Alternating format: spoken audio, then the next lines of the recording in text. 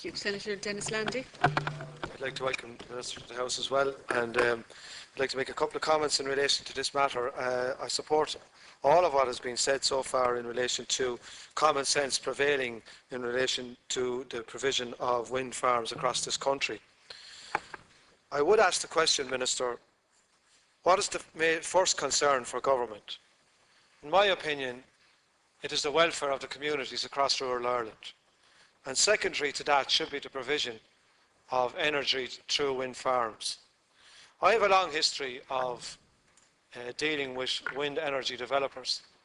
Well over 10 years ago in South Tipperary, in a small little place called Eireann, on the fringes of Carrick-on-Suir, on the border of Tipperary and Kilkenny, a wind energy development company came visiting. And they tried to destroy that area with a wind farm. And I and other people in the area fought that on the basis of the destruction of the community and of the scenic and historical value of the Eireann High Crosses, which were located there. We won that battle, and they went away. But it divided the community up to this day.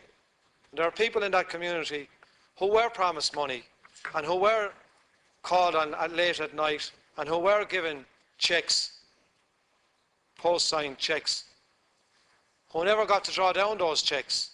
And to this day, they don't speak to me. So that's what this type of thing does to communities in this country. And we need to be aware of that. At the moment in this country, the same thing is going on. People have been visited across Laois and across other areas of this country and have been promised money before any public consultation has taken place. Now, public consultation is supposed to consult with community and with developers and with the state and with the local authority to see that what is being implemented is in the best interest of community and also of the economics of the country. But Minister, I have to say to you here today, that is not happening.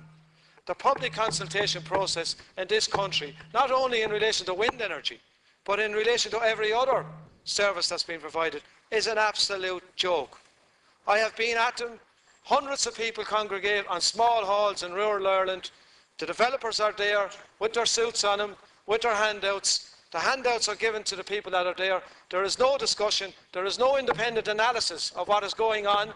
There is no independent body set up or provided for to examine what exactly happens as a result of the discussions.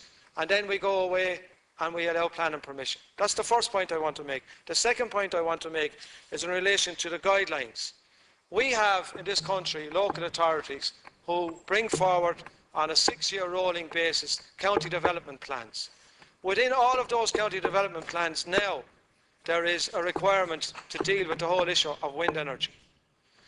Those county development plans are being ridden over by developers, ignored and thrown to one side in the rush to put up these wind farms across Ireland. If we have to have any local autonomy, I was a councillor for 23 years, as were many other people here.